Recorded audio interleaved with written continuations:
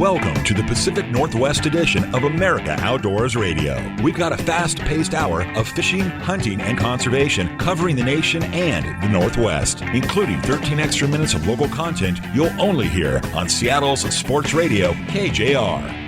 It's Saturday morning, and I'm glad you're here. We've got two great regional guests for you. At the bottom of the hour, you're going to hear from Valerie Folkema at Garibaldi Marina in Tillamook Bay. She's going to give you an update about the clamming situation down there, which was closed after Memorial Day, but things are looking up now. She'll also tell you about crabbing and fishing for coho salmon. You want to stick around for the end of the show, too, because Bob Loomis is back for an extended Max Minute. The topic: catching sockeye salmon out of the Columbia River. Yes, they are coming upstream right now. Time to break out the Dodgers and the sockeye rigs and get ready to get some of these tasty fish in the freezer. This portion of the show is brought to you every week by our Puget Sound area Sportsman's Warehouse stores with locations in Federal Way, Puyallup, Silverdale, Everett, and Sequim. They've got all the gear you need, whether you're fishing in the ocean or fishing in the rivers or fishing in a lake or doing anything else outdoors. And they've got one heck of a deal going on right now where you can buy a gun and get another one free. Simply go to Sportsman's Warehouse, buy a Mossberg 940 JM Pro shotgun, and you'll get a Mossberg MC-2C Luger pistol for absolutely free. That shotgun is a 12-gauge shotgun. It's also on sale. It's $70 off. And that Luger is a 9mm that looks mighty nice. Retails for $419, but again, you're getting it for free if you buy that shotgun. So head on down to your local Sportsman's Warehouse store today or shop online anytime at sportsmans.com. With the 4th of July coming up, Emily Masseth with Washington State Parks wanted to encourage folks to be safe and be good stewards of the land. She wants to remind you that fireworks are illegal on all state park lands, including any beaches in front of state parks. And if you are caught discharging fireworks in a state park, you'll be getting a $99 ticket. Emily also asks that people respect any beach driving closures and areas designated to protect wildlife and marine habitat, and to properly dispose of any litter in designated receptacles or pack out everything that you pack in. She brings that up because last year on July 5th, volunteers in an annual cleanup picked up over 111,000 pounds of trash from ocean beaches in Washington State. If you want to participate this year in the cleanup on July 5th, go to coastsavers.org. That's the website for Washington Coast Savers, and you can find out exactly where these beach cleanups are taking place. The website again, coastsavers.org. Heading east to Mardon Resort in Potholes Reservoir, I got to take a friend out fishing out in the Lynn Coulee and got skunked, but there was one angler who did a lot better than I did. That would be Leo Bemdez. He caught some really nice largemouth bass fishing Lynn Coulee. I probably should have asked him for some advice. If you're interested in trout fishing, it's been good. Try trolling a number 7 flicker shad or a spoon at 2 to 3 miles an hour off of Medicare Beach or from Mardon Resort to Blythe Point. If you want to hit the Seep Lakes south of Potholes, they're fishing well for trout too. The top lakes are Warden Lake, Upper Hampton, and Upper Goose Lake. If you're looking for a place to stay while you have a fishing adventure, look no further than Mardon Resort. Go to their website at mardonresort.com and book a stay today. Last but not least, recreational crabbing opens up on July 1st in most of Puget Sound. And this summer season is going to be similar to what was in place for last summer, according to Don Velasquez, the agency's crustacean biologist. Also a reminder, there's some extreme low tides during and immediately after the July 4th holiday. That's going to pose a challenge for folks launching boats at several sites in Puget Sound. You'll also want to make sure those crab pots are properly weighted down during these extreme low tides to avoid your traps moving and becoming lost. Not all of Hood Canal is open, though. Hood Canal south of a projected line east from Ayock Point is closed until further notice, as is Marine Area 13 South Puget Sound. The daily limit, 5 Dungeness crab, males only, with a minimum width of 6 1/4 inches. You can also keep 6 red rock crab of either sex per day, as long as they measure at least 5 inches wide. Crabbing, it's a lot of fun. Get out there and get at it. That's your first local shot of the outdoors. Now let's see what's going on across the nation.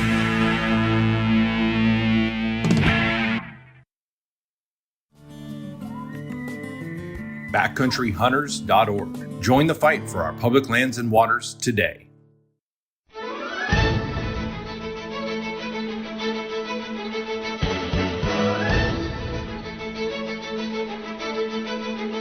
It's time for America Outdoors Radio, the show that covers the outdoor scene across the U.S. of A. and the entire continent. Fishing, hunting, conservation, outdoor recreation, and great destinations. We cover it all every week. It's your country, your outdoors. Let's explore it together with your host, John Kruse.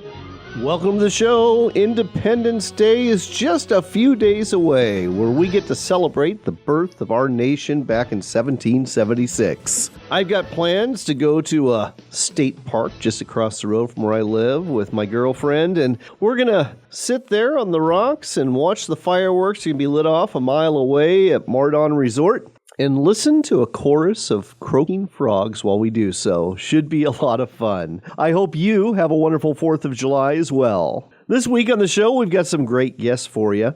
That includes David Mosicki and Clint Johnson. They are biologists with the Arkansas Game and Fish Commission, and they're looking for a little help from volunteers in the natural state to help them count eastern wild turkey and northern bobwhite quail from June through August. They have found over the last few years that citizen science has really helped out in more accurately finding out just how many of these birds are wandering around. And other states are starting to pick up on this notion too. Another guest we'll talk to today is Doug Feldheisen. He's with Whitewater Fishing. They make apparel for anglers, and they've got something really unique. It's a performance long sleeve hoodie, and that's not so unique. I've got a few of those already myself, but this one is unique in the fact that it's made out of merino wool, so it keeps you cool and wicks away moisture when it's hot out, keeps the sun off you too, and when it's cool out, it keeps you warm. Very unique. Doug's going to tell you more about it in just a few minutes.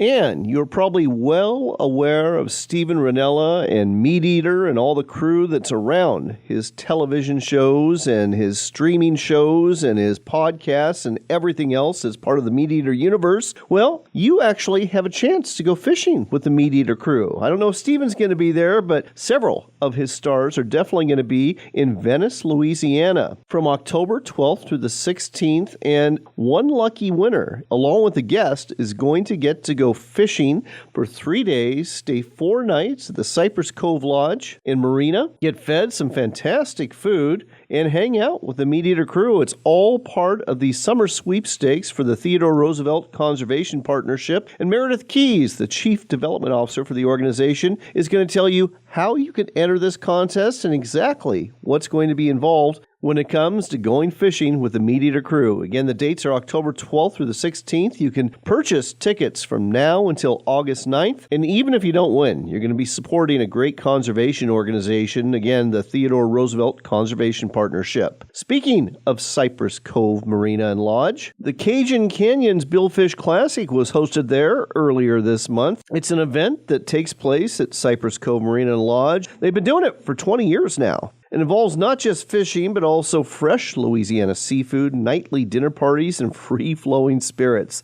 The fishing this year was reportedly fantastic, with 24 teams catching 46 blue marlin, 5 white marlin, and 1 sailfish during the competition. The winners, that would be Team Briar Patch with Captain Corey Hurst. They took first place in the Billfish Release Boat Honors with 7 blue marlin, and they earned $92,775 plus a trophy, and other additional prizes. Briar Patch angler Mary Catherine Adams won the top lady angler prize, catching 3 blue marlin, and Brantley Adams earned the top junior angler trophy with 3 marlin releases. Team Southern Charm with Captain Landon Bell won first place blue marlin with angler Greg Trenners. Tournament record-setting 728.4-pound fish that anchored the team's winnings of $111,450. Trenner also did the angling on 3 additional blue marlin and 1 white marlin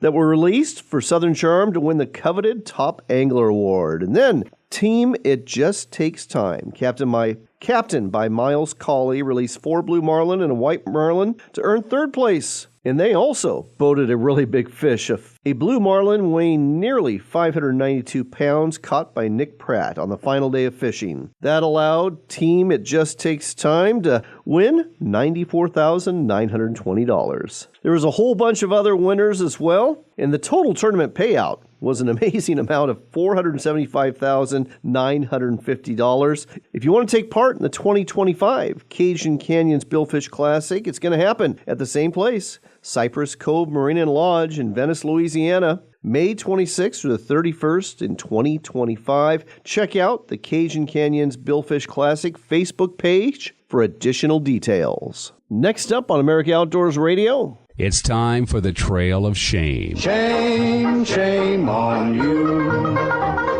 Shame, shame on you.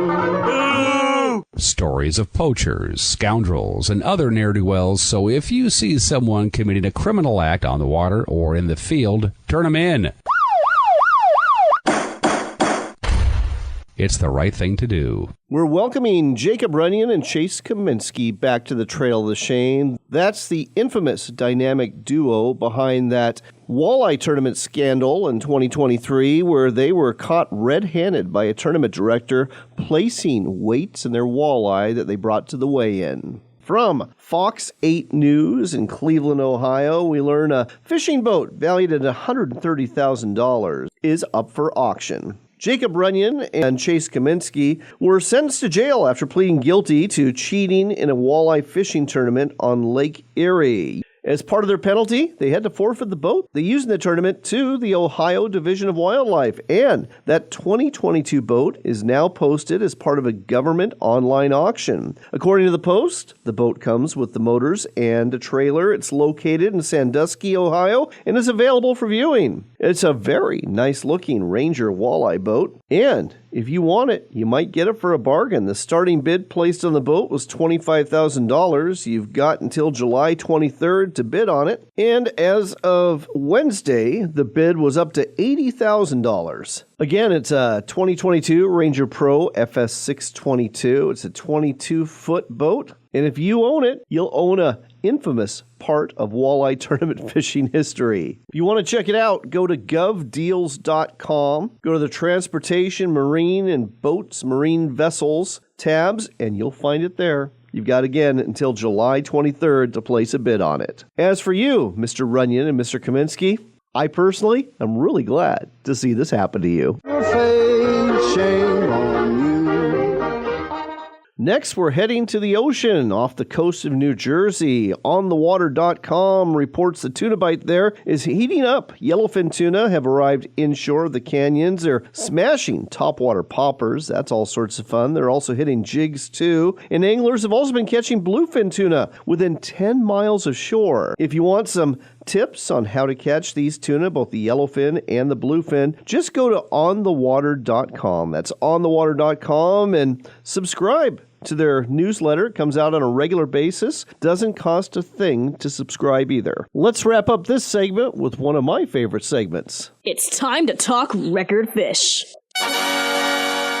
From the Daily Mail in the United Kingdom, we learned that one heck of a cod was caught by an angler in Norway. Daniel Pipe, 39 years old, was on a fishing trip to Norway with friends when he hooked a monster cod and spent 20 minutes reeling it in. The cod weighed 102 pounds, 5 feet 2 inches long, smashing the previous International Game Fish Association record for the longest cod ever caught. If you're wondering how many fish and chip meals this would support, well, the Daily Mail did the math, and they said it'll be about 180 fish suppers off this one fish. Now, while this was the longest cod ever caught, according to the International Game Fish Association, it was not the heaviest. It actually was 1 pound under the world record for the heaviest cod. The Daily Mail says Mr. Pipe, a heavy plant machinery driver from Pontypool, South Wales, celebrated his record with a few pints of cider afterwards. Way to go, Mr. Pipe. You might not have caught it in America, but we're still impressed. Congratulations on your new record.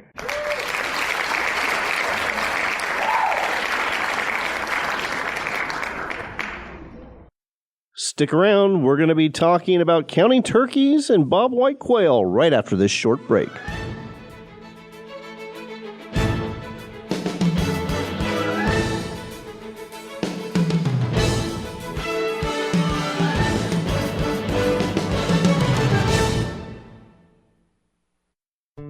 For over 20 years, the Hunt of a Lifetime Foundation has been providing all expense-paid hunting expeditions to youth suffering from life-threatening illnesses or disabilities all over North America. We've taken hundreds of kids for some epic adventures, but we need your help to pay for the expenses for these trips. You can help by donating to our nonprofit organization. Just go to huntofalifetime.org and click on the donation tab. Any donations help. The website again, huntofalifetime.org.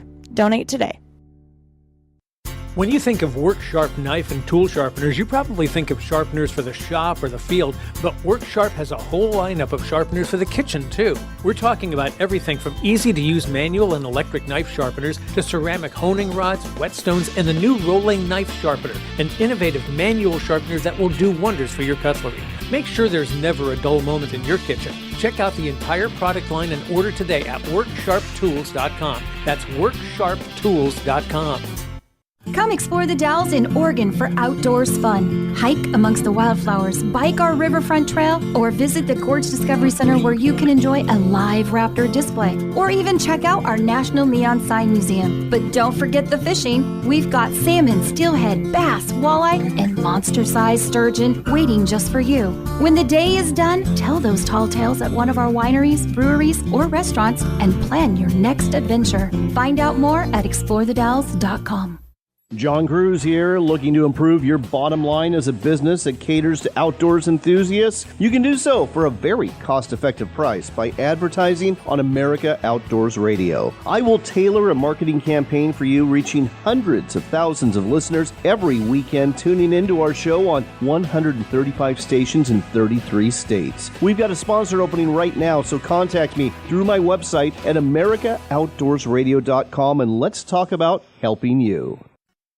This year, resolve to immerse yourself into the great outdoors. Whether you're learning to hunt, fish, hike, camp, paddle, or grill, or are looking to take yourself to the next level, the place to go for the gear you need is Sportsman's Warehouse. With over 145 stores around the nation, Sportsman's Warehouse is truly America's premier outfitter. Find a store near you or shop online anytime at sportsmans.com. That's sportsmans.com for Sportsman's Warehouse.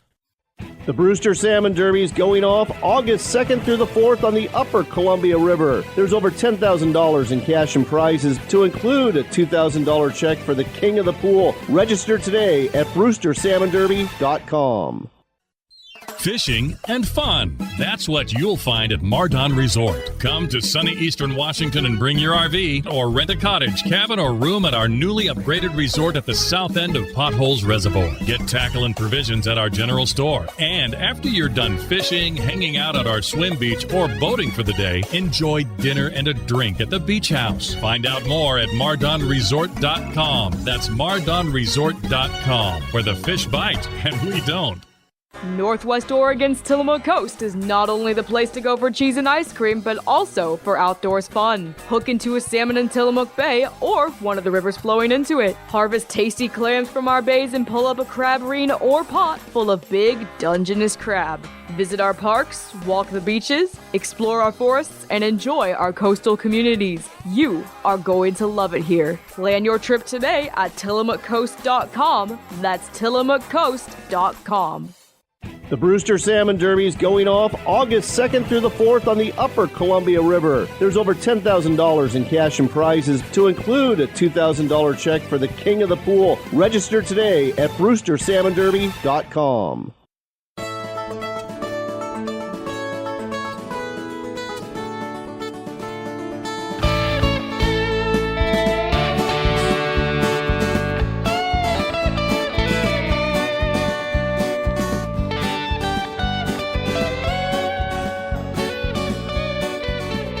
Welcome back to America Outdoors Radio. I'm John Kruse. Our next stop is the natural state of Arkansas, where they are getting ready to survey both turkey and bobwhite quail. With us here to tell you more about how you can help do that in Arkansas is David Mosicki. He is the Wild Turkey Program Coordinator for Arkansas Game and Fish. David, welcome to the show. Thank you for having me. Appreciate it. So let's talk about how the spring breeding surveys typically work, not just in Arkansas, but in most states when it comes to counting turkey or counting quail or other upland game.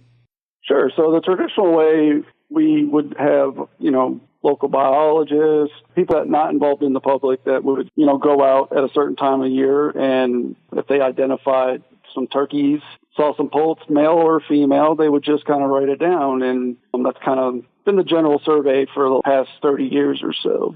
Clint's here with me. He's our quail biologist. So, Clint Johnson, welcome to the show. You are the quail specialist in Arkansas. Why don't you go ahead and explain why you've gotten citizens involved? This happened about 5 years ago with counting both the turkeys and the northern bobwhite quail in Arkansas.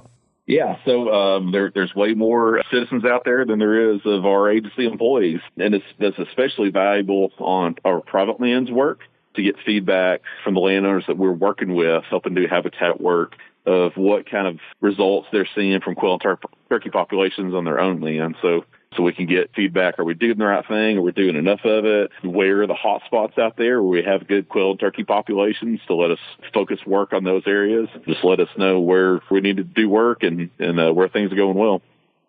In the last 5 years, I've heard concerns about, eastern wild turkey populations and bobwhite quail populations having real problems in certain states. How have things been going in Arkansas?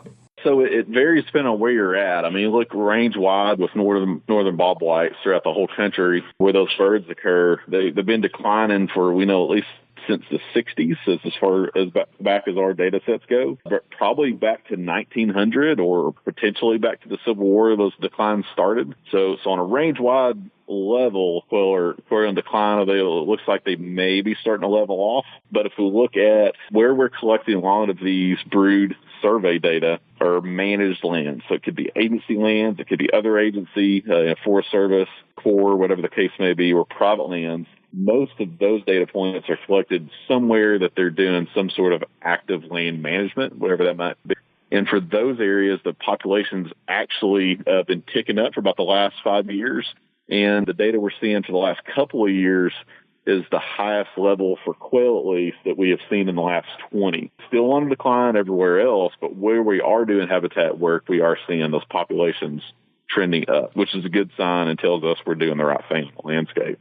Oh, that's great news. Here's a question for you. What about relocating quail, where there's healthy populations, to areas where populations are reduced? Is that something that's been done? And if so, how has that worked out? Yeah, so that's a tool in the toolbox. So I get that question a lot, and it can be a valuable tool in the toolbox. So if we were to want to establish quail population somewhere, let's say a county where there's just no birds out there, it's completely gone, extirpated from that area, and the nearest quail are too far to find it, basically, that may be something that we look at. In Arkansas, we haven't really seen that be the case. So in general, there's kind of quail out there in the matrix, so to speak, in brushy areas, along fence roads, roadsides. There's enough grassland habitat still out there in the landscape that we do have birds at low population densities. And when we do habitat work, those birds can pretty quickly find it and benefit from that. The problem with just, we get us some quail and throw them out there is the pen-raised birds, they don't know how to be wild birds. So the instruction book on how to be a wild bird isn't genetic. It's not programmed when they come out of the egg. It has to be taught by a wild parent in the wild. So you got to have the right teacher and the right classroom. So any pen-raised birds don't have either of those. If you take wild birds, put them in captivity, it's the right teacher, but not the right classroom. There is some potential to capture wild birds and move them. That's easier said than done. And at least in Arkansas, we're not in the situation right now where that's probably necessary in most places. Well, that makes sense. A question for David Mosicki. Go ahead. David, I see in the press release or the article about the citizen surveys that this goes year-round, but the most critical period to get data is June 1st to August 31st. Why is that? So it really has to do with the reproductive season of wild turkeys, mainly. So those birds, they start breeding come like mid-April, and then they sit on those nests for about 28 days. And then once they hatch, that's when we can start seeing poults with the hens walking around. And that starts right around June 1st is when we start really seeing those numbers. So this comes to the important part to know how many hens are out there on the landscape, that have poults with them. That gives us an idea of how many new recruits we have to that population just by that one hen. And then we get an estimate, across the entire state and how different areas are doing based on those counts. And it's the same with quail. They're also in that reproductive season, and it just kind of coincides with each other, so it works out well. I know that quail can have a couple of clutches of chicks during the spring and summer. What about turkey? Do they just have one? So traditionally, if they hatch their first nest, that's all they're going to hatch for that year. But it's not unusual for a hen, if she fails a nest, a nest predator comes and gets it, chases her off, that she will go ahead and do another nest. And we've seen hens actually continue to re-nest after several failed attempts, up to 4 times it's been recorded so far. So absolutely, they're going to keep trying, especially the adult birds, up until a certain point when their just body condition is depleted or the season's just way too late for them. Well, there you go, folks. All sorts of interesting information about wild turkeys and northern bobwhite quail. And if you are listening today in Arkansas and you want to help out, and goodness knows we got a lot of stations in Arkansas, I've got a couple websites for you to go to. One of them is agfc.com/turkey surveys, or go to agfc.com quail surveys. And you can find out about how you can participate and be a citizen scientist and help out the Arkansas Game and Fish Commission figure out exactly how many eastern wild turkey and northern bobwhite quail are wandering around the natural state. David, Clint, thanks so much for sharing this with us today on America Outdoors Radio. Thank you. It was glad to be here.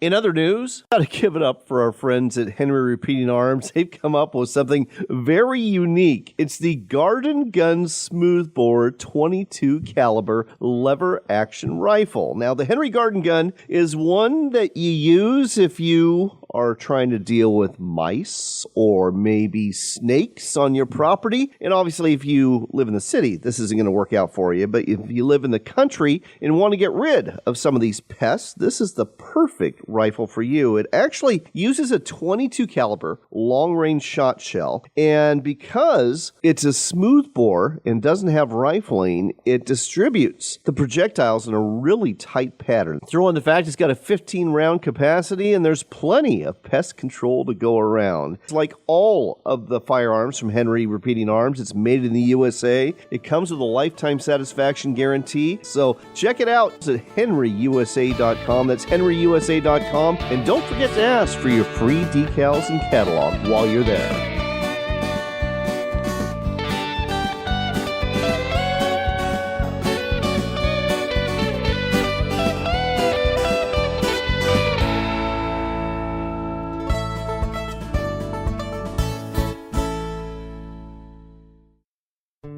For over 20 years, the Hunt of a Lifetime Foundation has been providing all expense-paid hunting expeditions to youth suffering from life-threatening illnesses or disabilities all over North America. We've taken hundreds of kids for some epic adventures, but we need your help to pay for the expenses for these trips. You can help by donating to our nonprofit organization.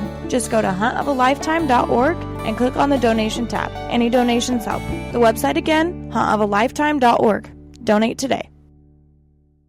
Immerse yourself in a complete Alaska wilderness experience through Sportsman's Cove Lodge. Up to 6 of you will spend a week in a beautiful waterfront log home in a secluded cove. Every day is a new adventure. Go on a guided fishing trip or haul in a bounty of shrimp and crab. Visit a Native American village where totem poles are carved. Go on a whale or bear watching trip and return back to your very own place at the end of the day. Find out more about the Alaska Wilderness Experience at alaskasbestlodge.com. That's alaskasbestlodge.com. Ready for more local fishing and hunting? You got it. It's the Pacific Northwest edition of America Outdoors Radio, right here on Seattle's Sports Radio, KJR. Next up, we're checking in with Valerie Folkema at the Garibaldi Marina to find out what's going on when it comes to clamming, crabbing, and fishing in Tillamook Bay. Valerie, great to have you back on the air. Thanks, John. It's great to be with you. So let's start off with the clamming situation. After Memorial Day, a lot of clamming was shut down due to paralytic shellfish poisoning. How are things now?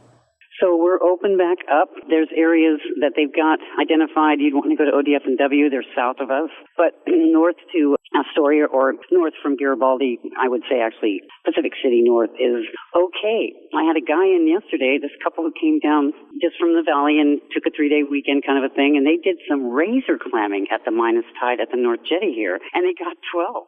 Oh, my goodness. And I've often done razor clamming at that North Jetty, but you have to, really wait for a big minus and then really get out there with, still 6 inches of water to go. And you do pretty well, but it's not something that's propagated very often.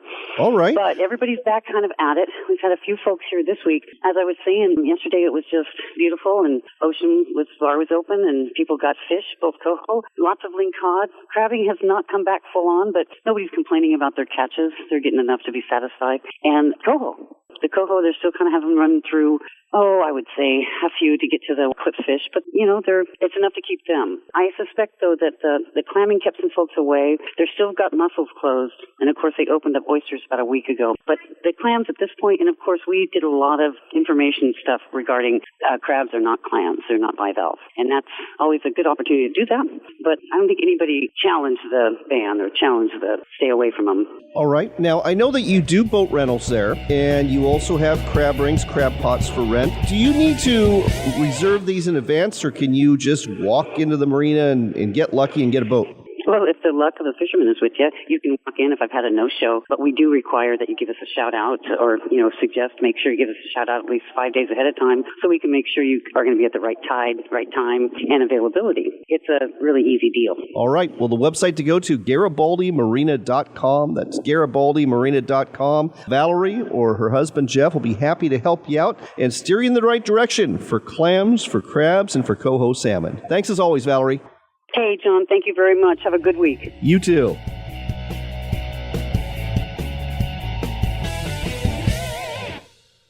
Natural wonders, beaches and coves, majestic forests and scenic vistas are waiting for you at the Tillamook Coast. Lace up your hiking boots, grab your camera, and come to Northwest Oregon. Find out more at tillamookcoast.com.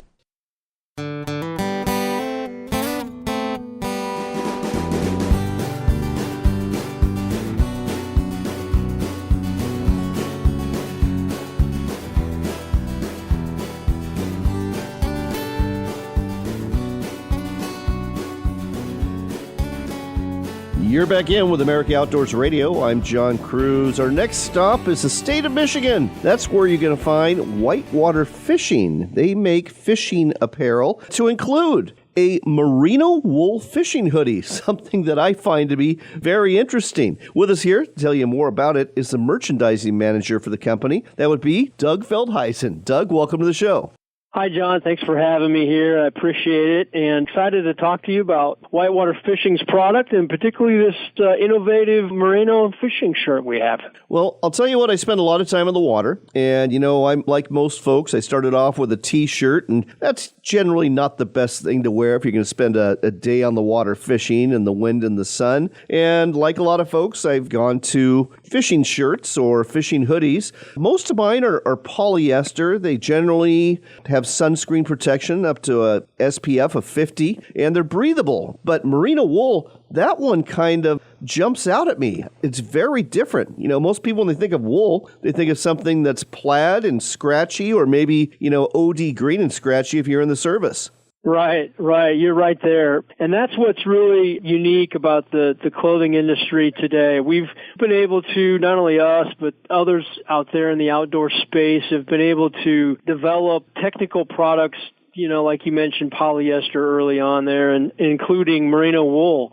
So first place merino wool is probably familiar with, like you said, back, the OG green and scratchy and so on. Then people wear a lot of merino wool socks for all things, right, hiking, skiing, etc. It's now moved to that you can wear this in shirtings. People have gravitated to base layer. And advancing further, we've developed now a fabric that is utilizing all the performance features of merino. So you have the natural wicking, the natural odor control. It's actually temperature regulating for your body.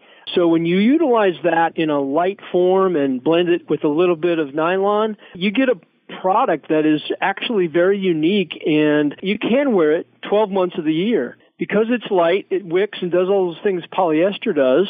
UPF 50 sun protection. We have a product now that's very, very comfortable when you're out in the sun. It protects you, helps you regulate your body, keeps you comfortable. And, you know, for the most part, I think it's something that's a bit unique and people appreciate, I guess, the performance features that it offers. Let's talk a little bit about the temperature regulation. So I understand it's breathable, and so it's comfortable when it's sunny and warm out. But being merino wool, I guess it also provides a little bit of warmth when it's cold?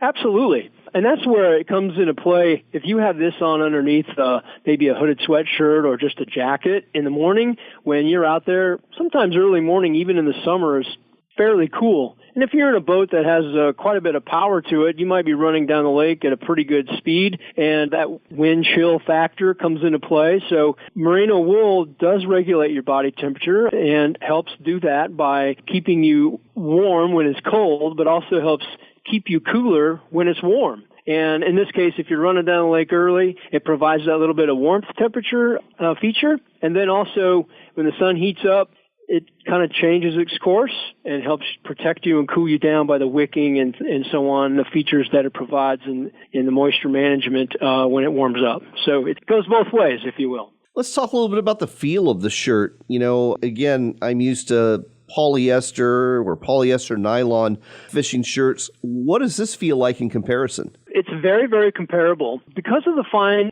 fibers that we've developed here, it's using an 18.5 micron merino fiber, which means that it's a very fine fiber. So it's not the larger, itchy or scratchy fibers that you would maybe have in socks or gloves or anything else of the past. So this is very good when you have a good feeling when you have it on, and not scratchy. It has a little bit different feel regarding that, maybe the soft brush poly type feel that you have, the real comfy feel, you know. It won't have that exactly, but it's definitely very, you know, soft to touch and comfortable to wear all day long. Let's talk about allergies. I remember back in the day, we're talking the 70s and 80s, some of my friends couldn't wear wool. And again, merino wool and the wool back then is a lot different, but they were literally allergic to it. They would break out in rashes on their skin. Is that an issue with this shirt? Well, for the most part, it's not. You know, this fiber is approved by the allergy associations out there. It's a very fine fiber, so the way it's manufactured really, I don't want to say eliminates completely, but for most part, it eliminates that allergic reaction, and it's been tested and, you know, reference that in our information. But again, as a natural fiber, someone should just take one bit of precaution just to make sure that, you know, they don't have that reaction going forward, depending on who they are. But we do our best, and I know the manufacturers of the wool do their best to test and make sure that it is allergy-free and proof for that. So hopefully it doesn't come into play on too many people. All right. Well, folks, let me go ahead and wrap up some of the key features of the Merino Fishing Hoodie from Whitewater Fishing. Yeah. Again, it's 83% merino wool, 12% nylon, 5% elastane. It's lightweight. It has natural thermal regulation like we talked about, natural moisture wicking. It's not going to smell. It's odor resistant. It has natural sun protection, increased to 50 plus UPF. Three-piece hood offers sun protection and warmth if the temperatures drop. And it retails for $129.99. Where can people buy this? Is it just on the Whitewater Fishing website or elsewhere? Well, we do have a few dealers around the country. Look for those near you, and also the first choice options for any update on information and ordering product direct would be on our website at whitewaterfish.com. That's whitewaterfish.com. You definitely want to check out this merino wool fishing hoodie /sun shirt. This is really innovative. Are you going to be making more products involving merino wool in the future? We have some things in the works, definitely. I'll give you a bit of information for spring of 25. We actually improved this particular product to an even lighter weight model with even better hand feel and better fibers with the same performance features. So it will be even more comfortable in the sun because it is a touch lighter. So we're really excited to launch that in spring of 25. Look for that to come out. Check out our website, sign up for emails there, and you'll be informed on when that's available. And we're looking at a few other things down the road, possibly with merino as we move forward. It's such a great product that we're hoping that this will kind of catch fire, and we can, again, offer some other pieces in the lineup down the road. All right. Again, a wool fishing hoodie / sun shirt. Who would have thunk, but it's a real thing. It's the Merino Fishing Hoodie. It's available through Whitewater Fishing. The website to go to again, whitewaterfish.com. That's whitewaterfish.com. Get yours today. Stay warm when it's cool and stay cool when it's warm. Doug, thanks so much for sharing this with us today on America Outdoors Radio. Thank you. Do you love to fish?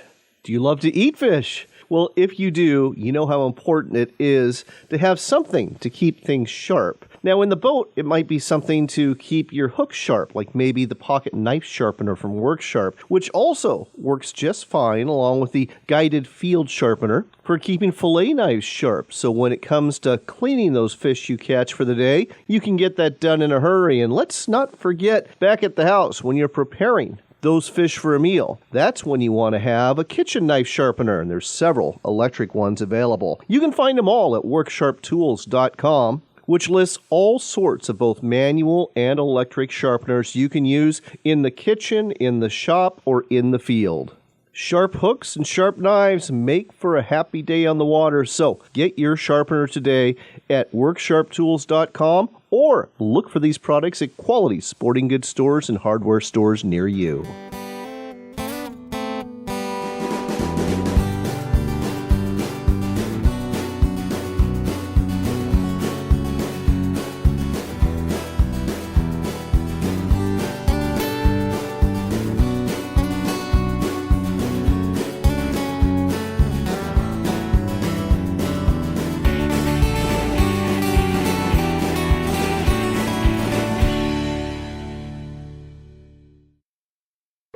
Explore the Dalles, the hub where discovery and history come together. Whether the Northwest is your home or you're on an adventure, the Dalles welcomes you. Just 80 miles east of Portland is the perfect year-round escape with a community that cares about you. 300 days of sun, breathtaking outdoor recreation, and a downtown full of the unexpected. Oh, and the rich history that began before the Oregon Trail. Start planning at explorethedalles.com. Let me introduce you to the Camp Chef high-pressure outdoor cooker line. We built this line of cookers with those summer seafood boils in mind. Whether you're looking to boil for a large group or just for the family, there's a high-pressure outdoor cooker built for everyone to enjoy. They come in 4 different sizes, from 30 quarts all the way to 100 quarts. Put that in perspective, that's 15 pounds of crawfish in the 30 quart and 50 pounds of crawfish in the 100 quart. So no matter how large your party is, you'll have the right tool for the job. These all-in-one kits include a high output burner, a boiling pot, and a basket with a twist drain strainer for ease of use. Each cooker is equipped with an electric push-button ignition and a powerful burner for a faster boil. If you're looking for the right tool to take on your next cookout, the Camp Chef high-pressure outdoor cookers are for you. We've been telling you about Sportsman's Cove Lodge in Southeast Alaska for a while now. They're truly Alaska's best lodge. Wildlife is abundant, from bears and deer to eagles and whales, and let's not forget the reason you're here, the fishing. Halibut, salmon, lingcod, rockfish, true cod, and more. It's all waiting for you in abundance at Sportsman's Cove Lodge. Book your trip today at alaskasbestlodge.com. That's alaskasbestlodge.com for Sportsman's Cove Lodge. Ready to step up to a quality-built rifle or shotgun that's a true classic? Check out Henry Repeating Arms, American-made. There's over 200 models to choose from in a variety of finishes and calibers for hunters and target shooters. Many of these are lever-action models with a look right out of the Old West. Don't be deceived, though. Henry Repeating Arms are modern, rugged, accurate, reliable, and have a lifetime guarantee. Find out more and order a free catalog today at henryusa.com. That's henryusa.com. You know, a lot of times you have to choose between something high quality or something that saves you money. But if you could get both, why not? Especially when it comes to healthcare, and that is MediShare. You get both. Many families save $500 a month with MediShare, and that's huge. But it's also true that people wind up way more satisfied, too. The member satisfaction rate for MediShare is double that of the typical health insurance plan. Double.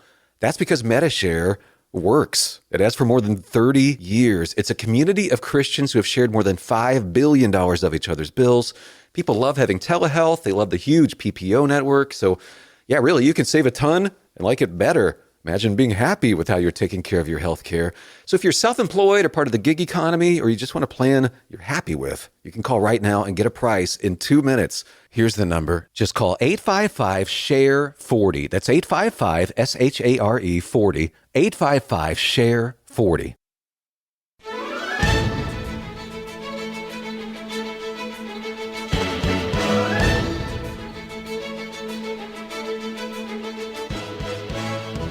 Next up on America Outdoors Radio, you know all about the Meat Eater crew. They are all over the place on television, streaming services, social media, and more. And if you're like me, you've probably always wanted to go fishing with them. Well, guess what? You've got a chance to do so. The Theodore Roosevelt Conservation Partnership and Meat Eater are teaming up to allow you to win a 3-day, 4-night stay at Cypress Cove October 12th through the 16th as part of the Meat Eater experiences. It's all part of TRCP Summer Sweepstakes. With us here to tell you more about it is the Chief Development Officer for the Theodore Roosevelt Conservation Partnership, Meredith Keyes. Meredith, welcome to the show. Thanks so much for having me, John. So this is pretty exciting. Obviously, the sweepstakes is a fundraiser for the Theodore Roosevelt Conservation Partnership. Did Stephen Ranella and the Meat Eater crew donate this trip to TRCP? They sure did. We're so excited. Steve Ranella is actually a board member of TRCP, and Ryan Callahan recently hosted our annual Capital Conservation Awards dinner in Washington, D.C. So the Meat Eater crew is great partners and friends with TRCP, and we're just so thankful that they were able to offer us this. Well, I've had a chance to meet both individuals. They're both great guys and great sportsmen and great conservationists, so glad to hear they're doing this. And folks, this donation, this trip is worth over $11,000, and it includes not just 3 days of fishing and 4 nights of lodging, all inclusive, by the way, but it also includes some extra gear as well. Is that right? Yes, it includes about $1,000 of First Light gear. And if you're like me, you know that gear is pretty wonderful. It's a really great to get your hands on. So I know they've got some fun things in the works for all the guests on this trip. So let's talk about the fishing. Venice, Louisiana, what are folks going to be fishing for? Yeah, I love it. So the lucky winner and a guest will be targeting classic Gulf offshore species such as yellowfin tuna, mahi-mahi, and wahoo, as well as some inshore favorites like redfish and speckled trout. That sounds fantastic. And let's talk about the digs that the lucky winner and their guests are going to be staying at the Cypress Cove Marina and Lodge. Yeah, so it's a newly remodeled Cypress Marina and Lodge in Venice, Louisiana. And for those who maybe aren't familiar with Gulf geography, Venice is about 2 hours from New Orleans. And the 3-day, 4-night trip is going to include daily food and breakfast. And then my personal favorite are going to be the nightly dinners, which are going to feature some local Creole cuisine and the day's catch when possible. Oh, that sounds absolutely delicious. And that's all going to be cooked up at the grill that's at the lodge, correct? Correct. Well, this sounds great so far. I got to ask, who's going to be there from the Meat Eater crew? Oh, good question. So the Meat Eater crew is still working on their final schedules, but I do know that at least one of the following will be joining, either Steve Ranella, Giannis, Ryan Callahan, or Clay Newcomb. And other members of the Meat Eater team will also be there just to make sure that guests have a really fun and memorable experience. All right. So again, folks, this is an $11,000, $12,000 prize package, and you have a chance to win it, to go fishing with the Meat Eater crew in Venice, Louisiana, and stay at the Cypress Cove Marina and Lodge. You're going to be going on a guided fishing trip 3 days in a row. And how do folks go ahead and enter the sweepstakes? I'm so happy you asked, John. So the contest is live now and runs through August 9th. You can enter at trcp.org/sweepstakes and be sure to enter today and every day until August 9th. As John already mentioned, the grand prize is worth over $11,000 and it's sure to give you some killer fish stories to impress your friends and relatives. So good luck. Again, the website, trcp.org/sweepstakes, and there's different ways to enter. You can can get 10 entries for $25, 25 entries for $50, or 100 entries for $100. Literally, $1 an entry. That's definitely the way to go. And this is all, again, a fundraiser for TRCP. What are these funds going to be used for? Yeah, so when you enter to win, you are supporting TRCP's tireless work to guarantee every American quality places to hunt and fish, including our efforts to bolster and improve sustainable fisheries in the very Gulf waters that you could end up casting to. Just earlier this year, TRCP successfully advocated for a decision by the Louisiana Wildlife and Fisheries Commission to strengthen penalties for fish spills and expand the no-harvest zone for commercial menhaden boats from a quarter of a mile to a half a mile offshore. This change helps to ensure more robust food sources for game fish, less bycatch, and safer angling conditions. To find out more about TRCP's work in the Gulf and across the country, please visit our website, www.trcp.org.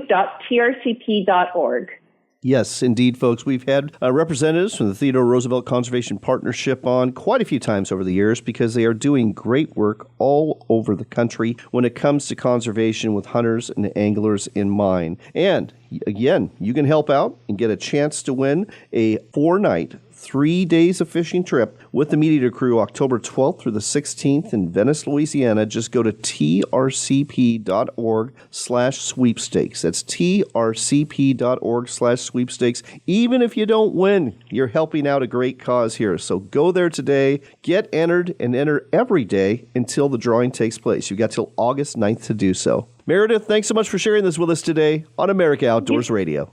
You bet. Thanks so much, John. Take care. In other news, we'd like to share a heartwarming story about some crappie fishermen who saved 38 dogs from drowning in Mississippi's Grenada Lake. From Outdoor Life, we learned that a group of fishermen are being celebrated on social media for rescuing a boatload of hunting dogs from Grenada Lake earlier this month. As a matter of fact, it was more than one boatload since all 38 hounds wouldn't fit in the fishing guide's bass boat. They had to make a few trips to haul the dogs back to shore, where they were all reunited with their owners. The group included Bob Gist of Jonesboro, Arkansas, and his friend Brad Carlisle of Covington, Tennessee. The two booked a trip with local fishing guide Jordan Cressman on Grenada Lake, a sprawling reservoir that's known for producing trophy crappie. Gist told reporters with Action 5 News that they hadn't been on the lake for long when they noticed a mass of dogs swimming near the middle of the reservoir. Cressman drove his boat over to find dozens of hounds swimming in circles. Each dog wore an e-collar and had a number painted on its side, and the fishermen later learned that the hounds had been participating in a fox hunt in Grenada. The pack chased after a deer that ran into the lake, and Gist said the dogs were at least a mile from shore, and he guessed they'd been treading water for at least 45 minutes to an hour. Gist, on a Facebook post, said, "We all pulled dogs from the water, and Jordan managed the recovery. He is the hero here." Gist went on to say they scooped up 27 dogs on the first load, then ran them back to shore where a few of their owners were waiting. The fishermen then made 2 more trips and eventually got all 38 of the foxhounds back on dry land. Some of the owners tried to pay the fishermen for saving the dogs, but they turned down the money, so they were just happy to be in the right place at the right time. It was a good thing they got there when they did. According to another Facebook post, by the time they got to the exhausted dogs, they could barely swim, and the last 4 dogs that they grabbed were actually sinking underwater when they got to them. Gentlemen, definitely a job well done and definitely worth a lot of praise. Way to go. Finally, a reminder that the 4th of July is coming up, Independence Day, and it's a day where a lot of folks are shooting off fireworks. I know I loved to do so as a kid, but keep in mind that it is wildfire season, and, you can start a fire pretty easy with fireworks, so a few things to keep in mind. Number 1, fireworks are banned on most public lands. That includes state parks in most of our United States, as well as Forest Service lands, Bureau of Land Management lands, and national parks. So don't light off fireworks at those places. If you are lighting off fireworks, make sure you're doing so in a place where you're not going to catch anything on fire. Make sure that you put those fireworks in a bucket of water after they've gone off. And if you've got any duds, do the same thing with those. And clean up your trash too. Leave the area as pristine as you found it. Enjoy Independence Day, but do so responsibly. On that note, it is time to go. If you didn't catch the whole show, we will be uploading it as a podcast. Just look for America Outdoors Radio wherever you listen to podcasts. And if you go to the Cove Sportsman's Network, you'll find the Pacific Northwest edition of America Outdoors Radio. That's got 13 minutes of additional content that is exclusive to the Pacific Northwest, and this edition of the show airs on Seattle Sports Radio, FM 93.3 KGR, every Saturday morning from 7 to 8 a.m. But, like I said, you can hear it as a podcast on the Cove Sportsman's Network on YouTube. Check it out, subscribe today, and get caught up on what's happening in the outdoors, not just across the nation, but also in the Pacific Northwest. Here's hoping you're blessed in the days ahead and that you get to spend some time in nature. After all, it is your country and your outdoors, so get out there and enjoy it.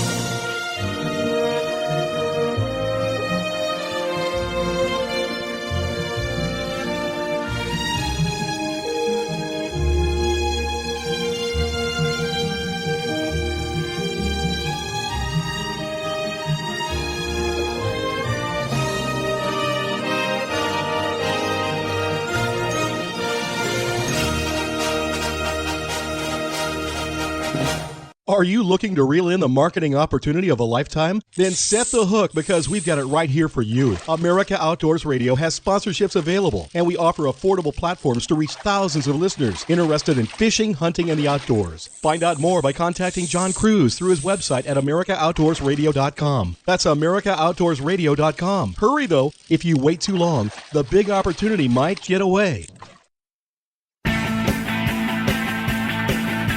Don't leave yet. We've got one more local shot of fishing and hunting to wrap up the Pacific Northwest edition of America Outdoors Radio. It's time for another extended Max Minute. With us again, Bob Loomis with Max Lure. And the topic this time, sockeye salmon. They are showing up in the mid and upper Columbia River right now. Bob, welcome to the show. Thank you, John. So what are some of the hot spots between the Tri-Cities and Brewster for sockeye this time of year? Well, fishing above the dams where they go through the fish ladders, get a little disoriented, they slow down a little bit, for at least a half mile above the ladders is a real good spot to catch those fish. But, you've got spots anywhere you get some type of current seam or something just off the edge of the main water flows is a good spot to find sockeye. And you've got them, in all sorts of places.